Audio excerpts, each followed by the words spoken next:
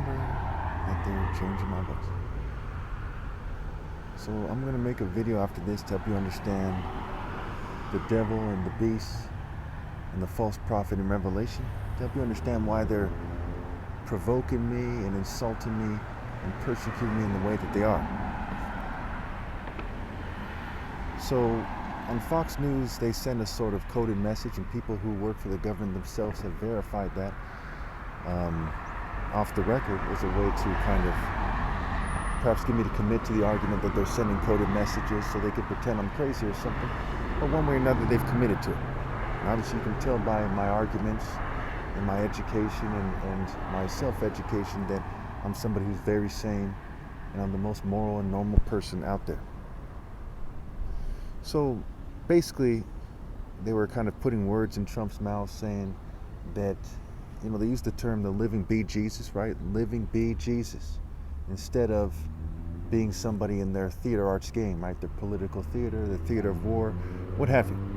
And has implications on dating, right? As they say that, quote unquote, all is fair, and it's not, mind you, in love and war.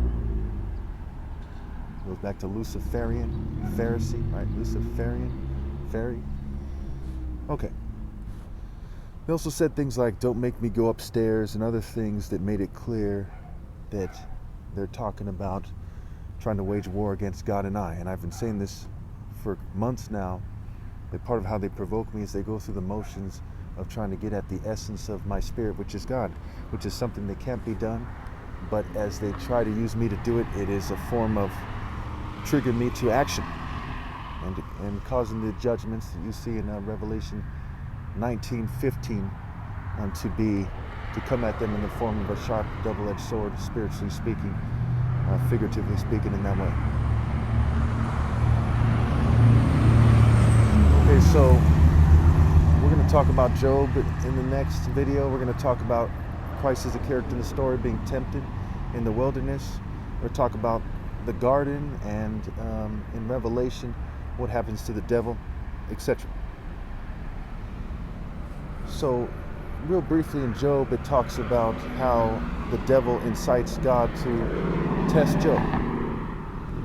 And of course, Job spends the whole book basically discussing with his friends about how he thinks it's not fair. And in a sense, he's right, but ultimately he's wrong, because God is going to test people as he sees fit, and that's the bottom line. So God is always right.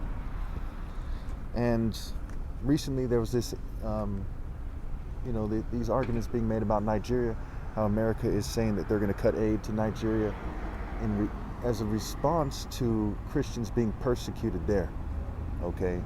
And they're kind of trying to use that to try to coerce me, and saying how this plays out depends on me, subtly or otherwise, right? As I've said many times, I put God first, and I'm willing to sacrifice everyone on this planet to do God's work. Even if they were all my children, I made a video to that effect just yesterday. Also, there was an event on Harvard campus, right? HAR, right, is another word for Horus. Of course, those people aren't followers of mine or something. And of course, I'm referring to the Son of God, or Horus's true form is Jesus' true form. And we see that with the hawk in Job, and how it connects to, how it directly refers to wisdom in Job, and how the hawk refers to the wisdom of the Pharaoh, and the deity Horus was a deity of wisdom, justice, war, skywalking, traversing the realm as God's son, right? God's only begotten son. And so the true form of both ideas are one and the same. And there's a lot of scriptures that overkill that, a lot of sun scriptures in the Bible, a lot of other things that make it clear they're talking about the same idea, and they're superimposing things on that idea. When we look at the various Christian factions and the various pagan factions, including people into Egyptian mythology, they're basically all wrong. If they were right, they would obey God through me.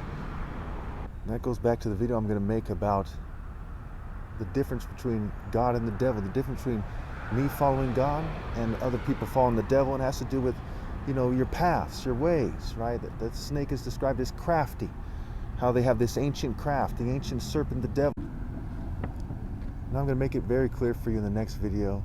So please see the next video. Thank you.